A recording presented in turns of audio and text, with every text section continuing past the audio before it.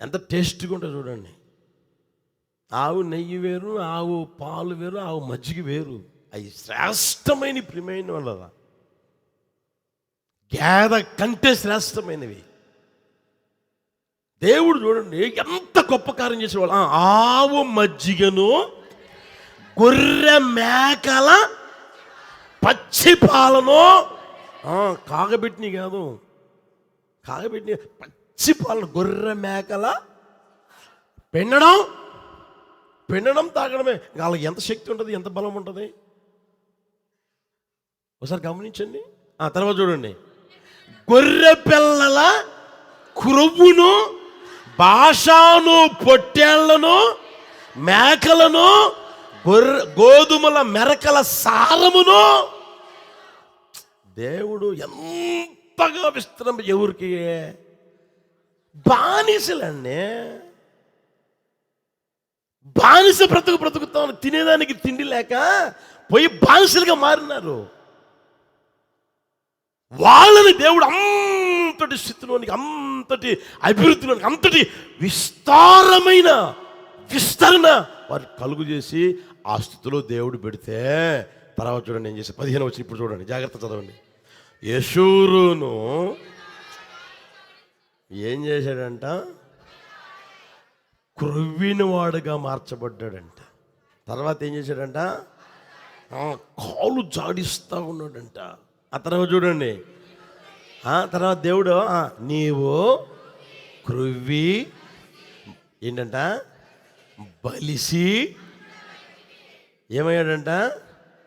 తర్వాత వాడు తన్ను పుట్టించిన దేవుని విడిచెను, తన రక్షణ శైలమును. ఎంత దారుణమైన స్థితి అండి, ఎంత దారుణమైన అనుభవం ఒకసారి గమనించండి.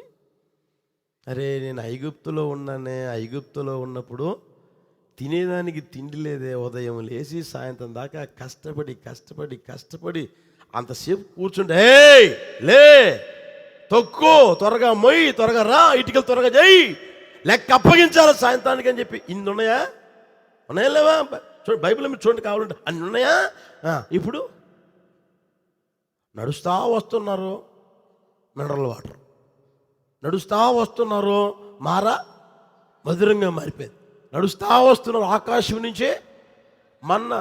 నాన్ వెజ్ కావాలి ప్రభువా, ఎస్ నాన్ వెజ్ కావాలా, అలాగే అని చెప్పి ఒక గాలి తీసుకుని వచ్చి ఏమండి ఆ పాలమంతా కనుచూపు మేర ఎత్తున పడేస్తే తింటా ఉన్నారు.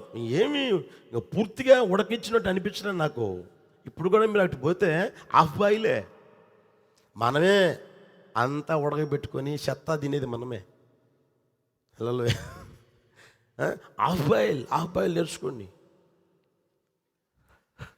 హలో, హాఫ్ బాయిలే తింటానే ఉన్నారు. తిని ఏమైందంటే యెషూరును క్రొవ్విన వాడై కాలు జాడించాడంట. కాలు జాడించడం నేర్చుకోడంట. ఆ తర్వాత క్రొవ్వి బలిసి మందుడవయ్యి నీ దేవుణ్ణి ఏం చేశావు? విడిచిపెట్ట. రక్షణ శైలమును. సరే గమనించండి, మీరు ఆలోచన చేయవలసిన స్థితి ఏంది తెలిసిన ప్రియమైన వాళ్ళరా? దేవుడు విస్తరింపజేస్తాడు. నా దేవుడు విస్తరింపజేయును గాక. విస్తరింపచేసినప్పుడు నీకు ఎదురయ్యే సమస్యను తెలిసిన దేవునికి దూరం అయిపోయే స్థితి కూడా కలుగుద్ది. దేవునికి దగ్గరగా మార్చబడవు, దేవునికి దూరం అయిపోతా ఉంటావు. దేవుని సన్నిధికి చెప్పండి, దేవుని సన్నిధికి దూరం అయిపోతా ఉంటావు. వీళ్ళు ఏం చేశారంట? తిని క్రొవ్వి బలిసి మందుడయి తర్వాత దేవునిని తృణీకరించారు. దేవునికి దూరం అయిపోతా ఉన్నారు. గుర్తిరుగుదురుగాక. నా దేవుడు ఇంకను విస్తరింపజేయునుగాక. నిన్ను ఎంత విస్తరింపజేస్తూ ఉంటాడు అంతగా నువ్వు దేవునికి ఏం కావాలి? దగ్గర కావాలి. ఎక్కడున్నావా? ఇంకొంచెం దేవుడు విస్తరింపజేస్తున్నాడా? ఇంకొంచెం దూరం.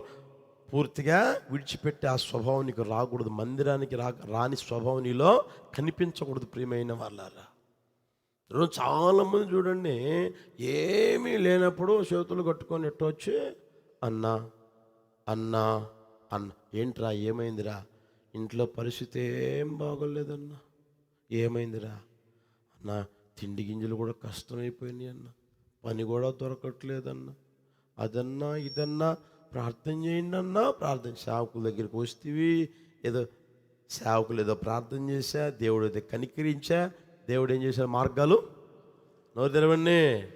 అప్పుడు తినేదానికి లేదు, ఇప్పుడు తినేదానికి తిండి ఉంది. అప్పుడు ఒకరికి పెట్టేదానికి లేదు, ఇప్పుడు ఒకరికి పెట్టేదానికి దేవుడు స్తోమత ఇచ్చాడు, ఒక స్థితిని కలుగు చేశాడు. అర్థమవుతుందా?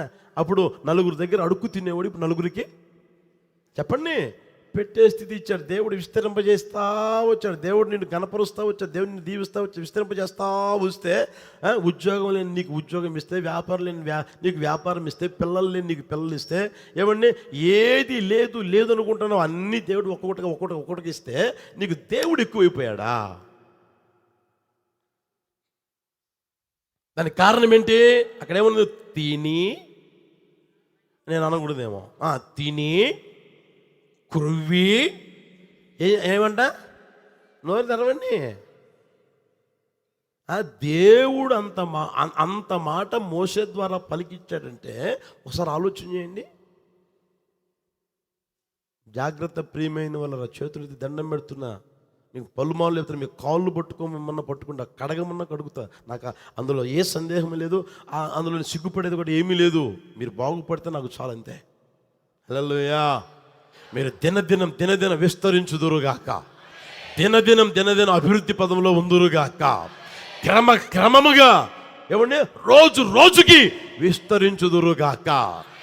ఎంత విస్తరింపజేయని దేవుడు, దేవుని విడిచిపెట్టే ప్రమాదం పొంచి ఉంటుంది, దేవునికి దూరమైపోయే ప్రమాదం పొంచి ఉంటుంది. దాన్ని గుర్తుపెట్టుకుందువుగాక.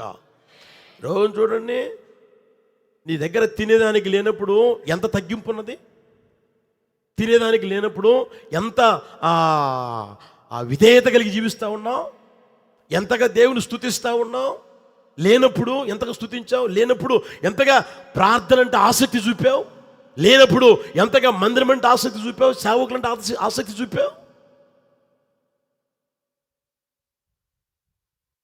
దేవుడు నిన్ను విస్తరింపజేసిన తర్వాత, ఆశీర్వదించిన తర్వాత ఇవన్నీ నీళ్ళు వస్తున్నాయా అంటే అర్థమేంటి?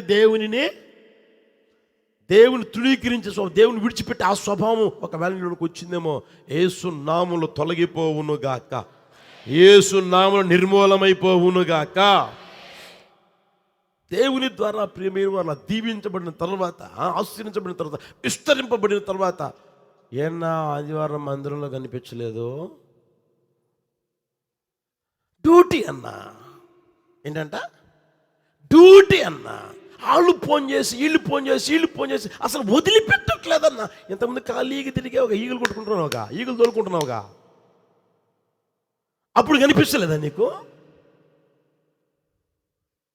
చేతిలో పని లేకపోగా అప్పుడు గుర్తులేదా? నువ్వు ఎంతగా దేవుని దగ్గరయ్యావో, ఎంతగా దేవుణ్ణి ఆరాధించావు, ఎంతగా దేవుని స్తుతించావు, ఎంతగా దేవుని మహింపరిచావు, ఎంతగా దేవునికి ఏమన్నా అనుకూలుడిగా. దేవుడు చెప్తాడే, నా దృష్టికి అతడు అనుకూలంగా నడుస్తున్నాడన్న ఆ స్వభావం ఇప్పుడు ఏమైపోయింది? ఆశీర్వాదం ఎక్కువైపోయిందా? విస్తరణ ఎక్కువైపోయిందా?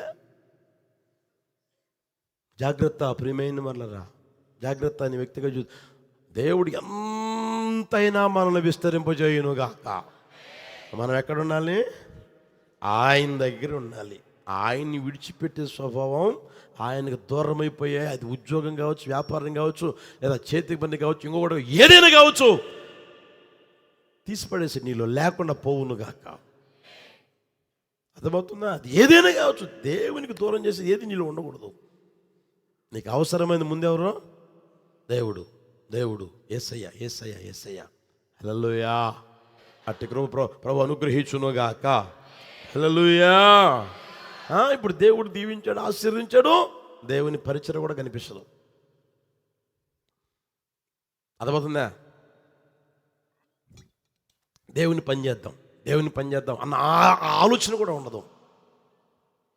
నువ్వు కష్టపడలేవు, ప్రయాసపడలేవు, నువ్వేం చేయాలి? ఇంట్లో కూర్చొని స్తోత్రం స్తోత్రం స్తోత్రం అని చెప్పి ప్రార్థన చేయి. ప్రభా సేవను ఆశీర్వదించాయా, సేవకుల్ని బలంగా వాడుకోయా, ఆరోగ్యం దయచేయ, శక్తిని దయచేయ.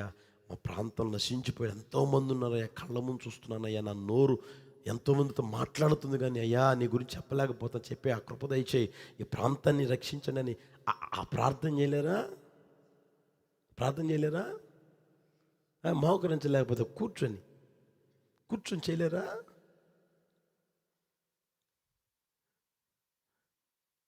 దేవుని పరిచయం ఎక్కువైపోయింది కొంతమందికి. దేవుని పరిచయలో నా విలువ అర్థం కావడంలే, దేవుని మందిరంలో ఉన్న ఆ మేలు అర్థం కావడం, దేవుని మందిరంలో ఉన్న విలువ అర్థమా కావడంలే. కొంతమంది దేవుని అదే నేను దేవుని మందిరంలో ఉన్నానే, దేవుడు నన్ను ఈ మందిరంలో పెట్టాడే అన్న విలువ కూడా అర్థం కావడంలే కొంతమందికి. జాగ్రత్త ప్రియమైన వాళ్ళరా. అందుకని ఇప్పుడు చెప్పండి, ఏమవుతుందంట? విస్తరింపజేసిన తర్వాత దేవునికి దూరం అయిపోయే ప్రమాదం కలుగుతుంది. బైబిల్లో మీరు చూడండి, కావాలంటే దీవించబడిన తర్వాత, ఆశీర్వదించబడిన తర్వాత, స్థిరపరచబడిన తర్వాత అన్నీ వచ్చేది. ముందు ఏమి రావు, ముందు బాగానే ఉంటారు. సౌలు చూడండి, నేను ఎంతటోని, నా గోత్రం ఏపాటిది, నేను ఏపాటిని, అసలు నా ఇల్లు ఏపాటిది, అసలు నన్ను ఎవడన్నా పడుచుకున్నాడంట, నా అన్న ఎవడన్నా నా ముఖం కూడా చూసేవాడు లేడన్నా అని అన్న ఆ వ్యక్తి, ఏంట్రా ఈ పని చేసావు? నా అంతటా నేనే సాహసించా. నిన్నెవడు సాహసించమన్నది? నిన్నెవడురా సాహసించమన్నది? నీకేం పని రా, అది నీ పని కాదు కదరా. తర్వాతే కనుక ప్రియమైన వాళ్ళరా, ఈ మాటలు నీ వ్యక్తిగత జీవితంలో దేవుని ద్వారా కృప పొందుకుందువుగాక. హల్లెలూయా. నేను దేవుడు ఎంతగానో ఆశీర్వదించుని. ఎవరి ద్వారా కలిగింది అది? నువ్వు తిని యశూరుని ఏం చేశాడంట? క్రొవ్విన వాడై కాలు జాడించాడంట. క్రొవ్వి బలిసి తర్వాత మందుడైపోయి దేవుణ్ణి విడిచిపెడుతున్నాడు, ప్రార్థన విడిచిపెడుతున్నాడు, మందిని విడిచిపెడు, అన్నీ పోయిన ఒకటి పోయి మామూలు సాధారణంగా మనిషి బతుకుతా ఉన్నారు. అర్థమవుతుందా? దేవుడు నన్ను అందరికంటే ముందుగా ఏర్పరచుకున్నాడే, దేవుడు అందరికంటే ముందుగా నాకు రక్షణ ఇచ్చాడే, నా కుటుంబంలో ఎవరికి లేని భాగ్యం నాకు ఇచ్చాడే, నా కుటుంబం కోసం ప్రార్థన చేద్దాం, నా ప్రాంతం కోసం ప్రార్థన చేద్దాం అన్న ఆలోచన ఏమైనా వస్తుందా? దేవుని పని కొంచెం చేద్దాం అన్న ఆలోచన వస్తుందా? గుర్తిరుగుదురుగాక. హల్లెలూయా, హల్లెలూయా. కనుక మనం గుర్తిరగలగాల ఆలోచనగా ఒక మాట చూడండి. సామెతల పుస్తకం 37, సామెతల పుస్తకం 37.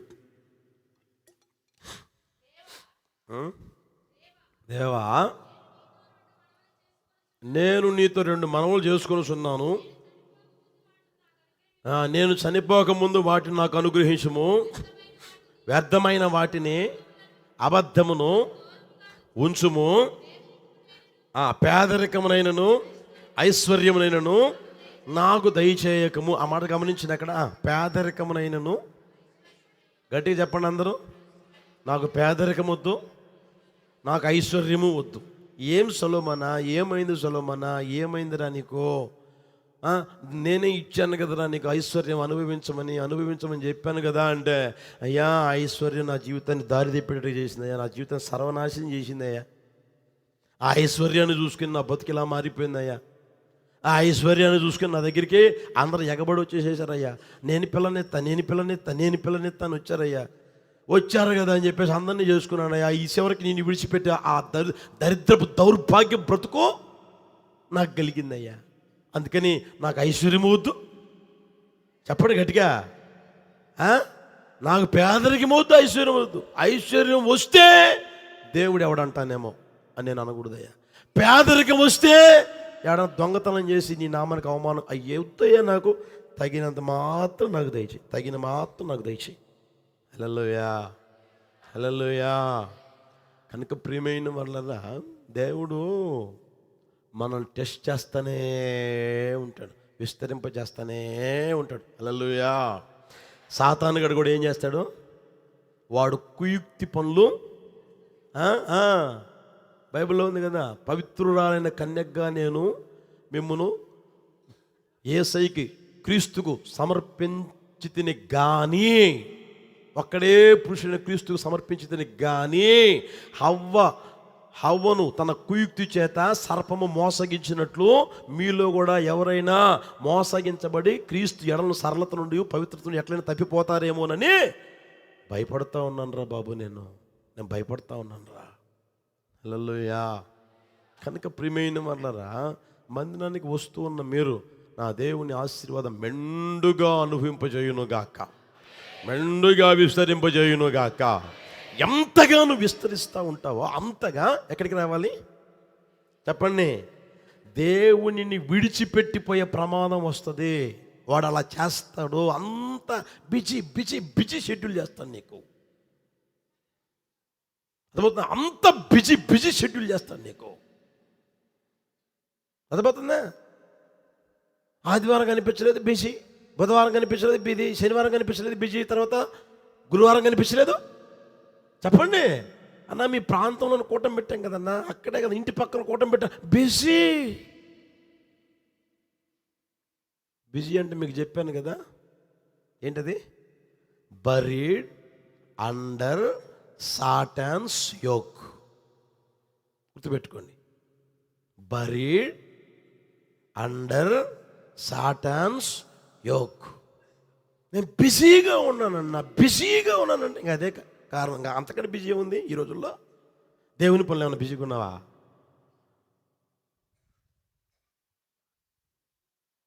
జాగ్రత్త ప్రియమైన వాళ్ళ, గుర్తిరుగుదురుగాక.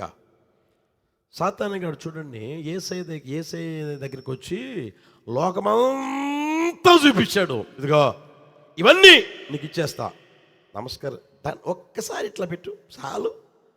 రేపు పని హిమాలనోడా, రే దుర్మార్గుడా, ఒరే నీచుడా, నికృష్టుడా, ఏం మాటలు మాట్లాడుతున్నారా నువ్వు? అది నేనేం చేసుకుంటాను, అది నాకెందుకురా? అదంతా ఎవరి ద్వారా కలిగింది చెప్పండి? లోకములో ఉన్నదంతయో యేసయ్య మూలముగా, యేసయ్య లేకుండా ఏది కలగలేదు. ఇప్పుడు ఏం చూపిస్తున్నాడు యేసయ్యకి? సాతానుగా నీకేం చూపిస్తున్నాడు? ఇప్పుడు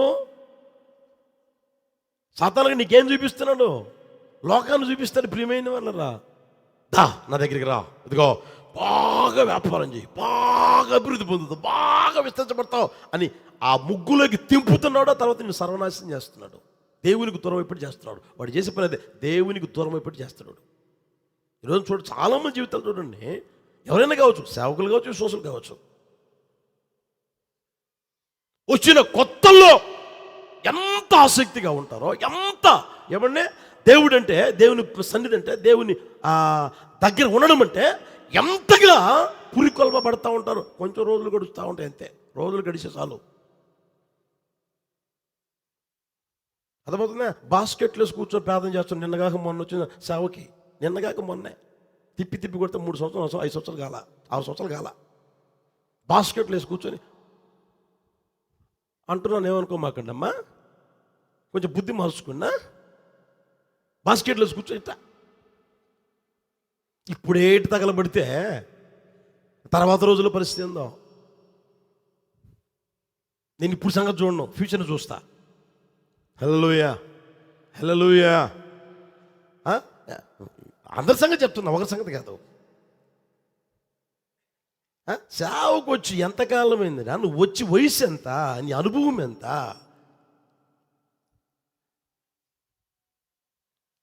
అర్థమవుతుందా? ఇంటి దగ్గర ఉంటే ఎన్ని గంటలకు లేసేవాళ్ళు, ఎన్ని గంటలకు తరిమేవాళ్ళు ఇంట్లో నుంచి పనికి. ఎన్ని గంటలకు పోయారా మీరు? ఇప్పుడు ఎన్ని గంటలకు పోతున్నారు మీరు పనికి పోయేవాళ్ళు? ఉంటే ఎన్ని గంటలు లేస్తున్నారు మీకు తెలుసు కదా. ఎన్ని గంటలకు లేస్తున్నారు, ఎన్ని గంటలకు సిద్ధపరుచుకున్నారు, ఎన్ని గంటలకే పనికి పోతున్నారు, ఉద్యోగం తెలుసు కదా. ఒకవేళ ఇంటి దగ్గర ఉంటే బతికేంటి? నా సంగతి చెప్తున్నా, నేను అట్లా ఆలోచన చేసుకుంటా ఉంటాను. నా బతికి ఇంటి దగ్గర ఉంటే నా బతికేంటి? ఇంటి దగ్గర ఉంటే ఎన్ని గంటలకు లేస్తా, ఇంటి దగ్గర ఉంటే నా బతికేంటి? ఇప్పటికీ ఆలోచన చేసుకుంటానే బతుకుతా ఉన్నా. ఒకరితో నాకు అనవసరం. హల్లెలూయా. ఒకరితో మనకెందుకు?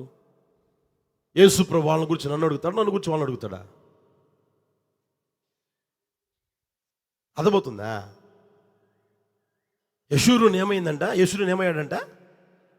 నోరు తెరవండి. ఆ మాట చూడండి అక్కడ. అది అసలు జీవితాంతం గుర్తుపెట్టుకోండి. యశూరును కొవ్విన వాడై కాలు జాడించి క్రొవ్వి బలిసి మందుడైపోయి, ఇప్పుడు దేవుడు అంటేనే, దేవుని సన్నిధి అంటేనే కష్టమైపోతుంది. దేవుని విడిచిపెట్టి దేవుని తృణీకరించేశాడంట. ఎంత ఘోరమైన పరిస్థితి గమనించిన ప్రియమైన వాళ్ళు. అందుకని విస్తరింపచేస్తాడు దేవుడు. ఆ తర్వాత నువ్వు ఎదుర్కోవలసింది ఉంటుంది. అది గుర్తుపెట్టుకో. ఆశీర్వాదం పొందడం కాదు, అభివృద్ధి పొందడం కాదు, దీవించబడడం కాదు. ఎస్ఆర్ గారు పాట రాశారు, చూసారా, విన్నారా? చేనిలోని పైరు కున్న ఫలములన్నీ రాలిపోయినా, సిరి సంపదలన్నీ దూరమైపోయినా, నేను చెల్లించనులే. హల్లెలూయా. ఆ దైవజనుడి అనుభవాలు. హల్లెలూయా. అర్థమవుతుందా ప్రియమైన వాళ్ళరా? అది ఉండకూడదు మనలో. అన్నీ పోయినా సరే, ఎంతగా విస్తరింపజేస్తున్నా దేవుని విడిచిపెట్టిపోయే ఆ స్వభావం నీలో ఉండకూడదు. దేవుని మర్చిపోయే స్వభావం, దేవుని సన్నిధిని మర్చిపోయే స్వభావం, దేవుని కనబడకుండా పోయే ఆ స్వభావం నీలో ఉండకుండాను గాక. హల్లెలూయా. అందుకే ఆయన అంటాడు, పేదరికం నాకు వద్దయ్యా, ఐశ్వర్యం కూడా నాకు వద్దయ్యా. నాకు ఈరోజు నాకు 1000 రూపాయలు అవసరమా? ఈరోజు ఈ సాల్. రేపు కావాలా? రేపు. ఎల్లుండి కావాలా? ఆ రోజు. యేసు ప్రభువు చెప్పింది కూడా అదే కదా. నేడు మా అనుదిన ఆహారము మాకు దయచేయి. మా అనుదిన ఆహారం నేడు మాకు దయచేయి. ఇంకొక చోట ఉంటుంది, నేడు మా అనుదిన ఆహారం దినదినము దయచేయి. దినదినము దయచేయి అంటే ఈరోజు, రేపు, తర్వాత ఏ రోజు ఆ రోజు. యేసయ్యకి మహిమ కలుగును గాక. హల్లెలూయా. హల్లెలూయా. ఏమనుకోరు కదా? అనుకున్న ఇబ్బంది లేదు, ముగిస్తా. హల్లెలూయా. లూకా సువార్త మన 16-19 చూడండి. అప్పుడప్పుడే కదా, ఎప్పుడన్నా కదా. మీకు ఎన్నిసార్లు చెప్తున్నా, కొంచెం టయానికి రండి అని.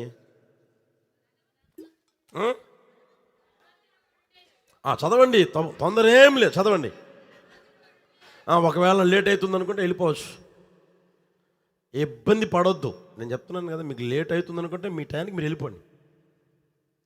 చదవండి. ధనవంతుడు ఒకడు ఉండెను, అతడు ఓదారంగు బట్టలును సన్నపు నార వస్త్రములను ధరించుకొని ప్రతి దినము బహుగా సుఖపడుచుండువాడు. లాజరు అని ఒక దరిద్రుడు ఉండెను, వాడు కురుపులతో నిండిన వాడై ధనవంతుని ఇంటి వాకిట పడి ఉండి, అతని బల్ల మీద నుండి పడు రొట్టె మొక్కలతో ఆకలి తీర్చుకొన. అంతేగాక చాలాసార్లు చెప్తా ఉంటే వింటానే ఉంటారు కదా, చాలాసార్లు వినే ఉంటారు కదా. మరొకసారి ధ్యానం చేసుకుంటే పరిశుద్ధాత్ముడు సహాయం చేయును గాక. అతగాడు ఎవరంట? గట్టి చెప్పండి. స్థితి ఓదారంగు సన్నపు నార బట్టల వస్త్రములు ధరించుకొని ప్రతిదినం సుఖపడతా ఉన్నాడు. సుఖపడిని, ఎందుకంటే ధనవంతుడు ఉంది లేనిదేమీ లేదు. సుఖపడిని, తప్పేం లేదు. మీకు అప్పుడప్పుడు చెప్తున్నాను కదా, దేవుడు మీకు ఇచ్చాడా, శుభ్రమైన తిండి తినండి. హల్లెలూయా. శుభ్రమైన బట్ట కట్టుకోండి, ఏం తగ్గమాకండి. హల్లెలూయా. ఎందుకు తగ్గాలి? మనం ఎవరమే? దేవుని బిడ్డలం. ఎందుకు తగ్గాల? ఇంకొకరికంటే మనం నీట్గానే ఉండాలా, మెయింటైన్ చేయాలి. హల్లెలూయా. దేవుడు ఇస్తే అప్పు చేసి కాదు నేను చెప్పేది. హల్లెలూయా. అప్పులు చేయమాకండి. లేదా దేవుని దగ్గర స్తోత్రం చెప్పండి, ఇచ్చునుగాక. అప్పు చేసి ఎప్పుడు పప్పు కూడా తినమాకండి. మెతుకులు తిన, పచ్చడి మెతుకులు తినండి, ఇబ్బంది లేదు. మీ దగ్గరికి ఎవడు రాడు. అప్పు కట్టు మీ దగ్గరికి ఎవడు రాడు. పచ్చని మెతుకులు చాలు. అప్పు చేసి మాత్రం చేయమాక. దేవుడు ఇచ్చాడా, శుభ్రమైన తిండి తిను, శుభ్రంగా బ్రతుకు, శుభ్రమైన స్థితిలోనే నువ్వు నడిపించబడి ప్రియమైన వాళ్ళ నా ప్రభు అలాగూ చేయునుగాక. చూడండి, తను ధనవంతుడు ఓదారంగు బట్టలు వేసుకొని ప్రతిదినము పోనీ సుఖపడిని, తప్పేం లేదు, ఇబ్బంది ఏమి లేదు, తప్పేమీ లేదు. అయితే వాడిలో ఉన్న తప్పేంటి తెలిసిన, ఆ ఇంటి వాకిట ఎవరున్నారంట? గట్టి చెప్పండి. ఇంటి వాకిటే ఉందా లేదా మాట? ఆ ధనవంతుని ఇంటి వాకిట పడి ఉండి అతని బల్ల మీద నుండి పడు రొట్టె మొక్కలతో, అది గమనించండి. ఈడేమో సుఖపడతా ఉన్నాడు, ఈడేమో కడుపుండా తింటున్నాడు, ఈడేమో ఇష్టం వచ్చేట్టుగా చేస్తున్నాడు, మంచిది కాదనట్లే.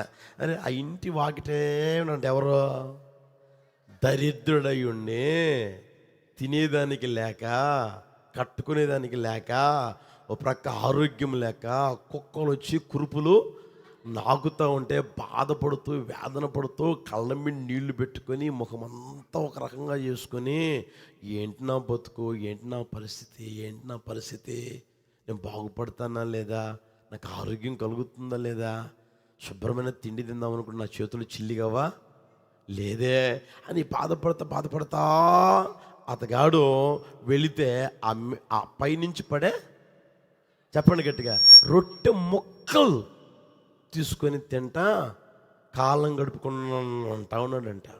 అరే పైన కూర్చొని శుభ్రంగా తింటా ఉంటే ఒకవేళ ప్లేటు, ధనవంతుడు కదా, ప్లేటు తేకపోయినా అంత ఇస్తరిచ్చి రే తినరా అని అన్నాడా? తను తినేదేనా అంత పెట్టాడా? తినరా అని పెట్టాడా? సరే అతగాడు తినకపోయినా, ఒరే ఇదిగోరా ఈ 100 రూపాయలు తీసుకుపోయి కాస్త చూపించుకోరా, కాస్త మంచి తిండి తినరా, అనారోగ్యంతో బాధపడుతున్నావు కదరా అని ఏమైనా అన్నాడా? ఎట్టి చెప్పండి. అది అతగాడి తప్పు. ఉన్నది అనుభవించడం తప్పు కాదు. పక్కన వాళ్ళు ఉంటారే, ఇంట్లో వాకిట పడి ఉన్నాడంట. పడి ఉండి కురుపులతో బాధపడుతూ ఉంటే అతగాడిని పట్టించుకున్న దిక్కు లేదు, అంటే కనికరము లేదు, జాలి లేదు. ప్రియమైన వాళ్ళ అతగాడు ఏ స్థితిలో ఉన్నాడు? నోరు తెరవండి. దరిద్రుడా ధనవంతుడా? ఒక వ్యక్తిని ధనవంతుడిగా చేసేది ఎవరు? బైబిల్లో ఉంది కదా, యెహోవాయే ఒక వ్యక్తిని ఐశ్వర్యవంతుడిగా చేస్తాడు. ఘనత మహిమ అయినా సరే ఆయన ద్వారానే. ఇప్పుడు దేవుని నమ్ముకోలా, ఓకే కాదన్నంలే. దేవుని నమ్ముకొనని వాడినైనా, దేవుని నమ్ముకొనిన వాడినైనా ఆశ్రయించేది ఎవరు? గట్టిగా చెప్పండి. ఇంకెవడు చేయలేరు. వాళ్ళు చేసే భక్తి కాదు. మీరు అనుకుంటారే ఒకవేళ వాళ్ళు అక్కడికి పోయి ముడుపులు చెల్లిస్తున్నారు, వాళ్ళు అక్కడికి పోయి ఏమండి ఉండిలేసి వస్తున్నారు, అందువల్ల జరుగుతుందేమో. ఎప్పుడు అనుకోమాకండి ప్రియమైన వాళ్ళరా. ఒక వ్యక్తిని ధనవంతుడిగా చేసేదే మనం ఆరాధన చేస్తున్న నజరేయుడైనా యేసయ్య తప్ప ఎవ్వరూ ఎప్పుడు ఎవరిని ధనవంతుడిగా మార్చలేరు. అది ఎరిగాడా ఇతను? అది ఎరిగాడా? అరే ఈరోజు నా దగ్గర 10 రూపాయలు ఉందంటే, ఈరోజు నా దగ్గర 100 రూపాయలు ఉందంటే, ఈరోజు నా దగ్గర 1,00,000 రూపాయలు ఉందంటే, ఈరోజు నా దగ్గర ఇదిగో ఈ ఆస్తి ఉందంటే, ఈ బంగారం ఉందంటే, ఈ వెండి ఉందంటే, ఈ స్థితి ఉందంటే, ఇవన్నీ నాకు దేవుడిచ్చినాయే కదా, దేవుడిచ్చినాయే కదా అని చెప్పి అనుకొని తనకు ఉన్నదానిలో ఏమైనా కనికరం చూపుతున్నాడా? దేవుడు విస్తరింప చేయునుగాక, అభివృద్ధి పదవులను తీసుకుని వచ్చునుగాక. ఎప్పుడైతే దేవుడు విస్తరింపజేస్తా ఉంటాడో ఆ కనికరించే స్వభావం ఉండదు. కొంతమంది చూడండి, కావాలంటే ఏమి లోనెళ్ళు ఇంటికి పోండి, వాళ్ళు తినేదంటే ఒక ముద్ద తీసి పెడతా తినమ్మా అని. అన్నీ ఉన్నింటికి పోండి పెడతారా? అదే ఇక్కడ రాసింది. అదే సంపాదన ఉంది, రాబడి ఉంది, వ్యాపారం దేవుడు మంచిగా ఆశీర్వదిస్తున్నాడు, రోజు రోజుకి రాబడి వస్తూ ఉంది, అన్నీ వస్తూనే ఉన్నాయి, అంత మిగులుతానే ఉంది, తరగడంలే, అంత మిగులుతానే ఉంది కదా, 4 రూపాయలు ఉంటున్నాయి కదా. కనికరం చూపుతున్నావా?